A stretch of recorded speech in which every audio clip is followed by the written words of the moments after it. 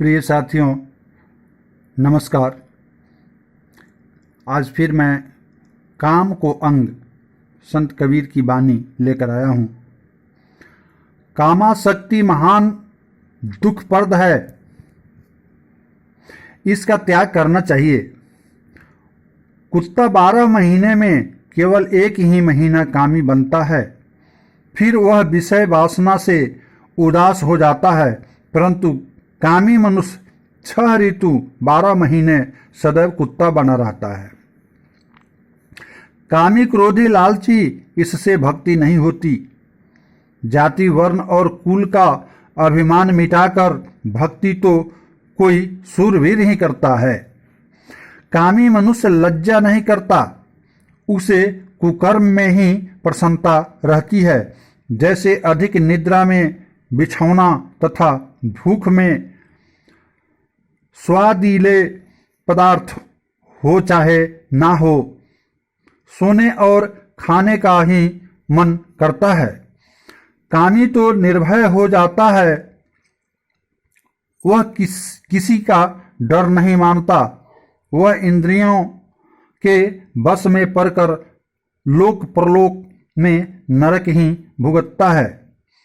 कामी मनुष्य को ब्रह्मचर्य रूपी अमृत नहीं अच्छा लगता, वह विषय रूपी जहर को ही खोज लेता है।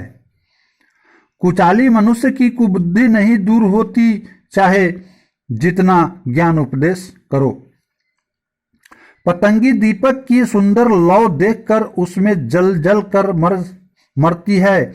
इसी प्रकार विषय वासना बढ़ जाने पर मनुष्य कष्ट पाते हुए उसे नहीं त्यागता।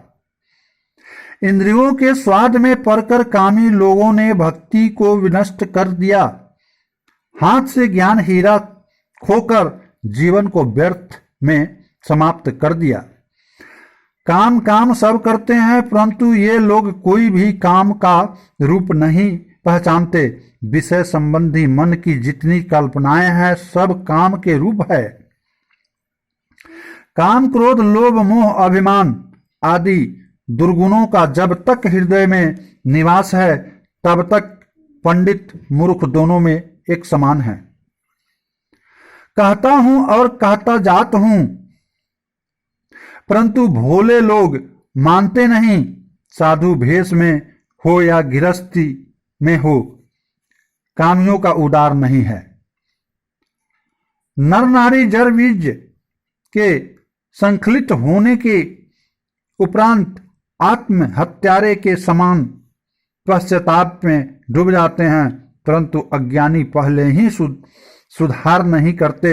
यही उपद्रव की बात है। संत कबीर जी कहते हैं, विषयों को भोगने पर पुनः विषय द्वारा जन्म धारण करना पड़ता है। ऐसे लोग जन्म मरण से नहीं बचते। जो विषय वासना से बचता है, वही उच्च कोटि का भक्त कहलाता है। अन्य लोग साधारण कोटि के भक्त हैं। जिसके हृदय में काम का बाण पीड़ा करता है, वह अपने तन मन को लज्जा त्याग कर कामातुर बन जाता है। एक काम ने ही सबको अपने बस में कर लिया है, और उसी में सुर नर मुनि भी विकल है। कामासक्ति अनंत दुखों एवं पापों का जड़ है। इसका त्याग करना कल्याणार्थियों का परम कर्तव्य है। प्रिय साथियों, फिर मैं अगला भाग क्रोध का अंग कल लेकर आऊंगा। आपको मेरा बहुत बहुत नमस्कार।